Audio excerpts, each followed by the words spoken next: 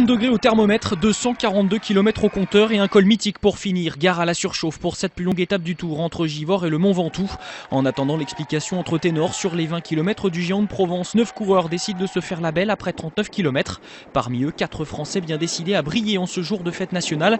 Christophe Riblon, Jérémy Roy, Pierrick Fédrigo. Le mieux classé de cette échappée étant Sylvain Chavanel, 20e à un quart d'heure seulement de Christopher Froome. Le peloton ne laisse dès lors que très peu de latitude aux hommes de tête, 4 minutes au maximum, alors que la descente de la vallée du Rhône s'effectue à un rythme effréné, 47 km/h lors des 3 premières heures de course. Bédouin et le pied du Ventoux approchent à vitesse grand V. Sylvain Chavanel rêve d'un jour de gloire au sommet du Géant de Provence. Il fausse compagnie à l'échappée. Mais derrière, les Movistar et Euskaltel ont accéléré. Les grandes manœuvres sont attendues.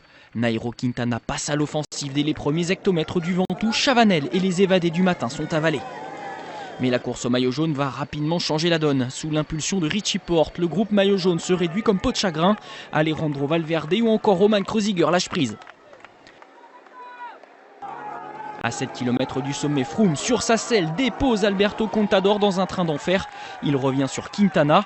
Le Colombien est dans le rouge, il tiendra jusqu'à 1,5 km du but. Moment choisi par Christopher Froome pour placer une dernière banderille et entrer dans la légende du Tour. Il devient le 8e homme à remporter une étape au sommet du Mont Chauve.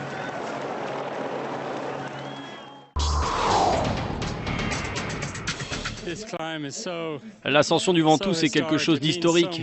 Un tel monument pour le Tour de France, a fortiori en cette année pour le 100e. Je ne me voyais vraiment pas gagner cette étape aujourd'hui. Au classement, comme à Axe 3 Domaines, première arrivée au sommet de ce Tour, Froome assomme encore un peu plus la concurrence. Si Quintana a résisté et reprend un peu de temps sur les autres coureurs du top 10, Contador lui a concédé 1,40 et Mollema 1,53. Les deux hommes sont à plus de 4 minutes désormais de l'anglais. A noter la belle résistance de Jean-Christophe Perrault qui assoit sa position dans le top 10.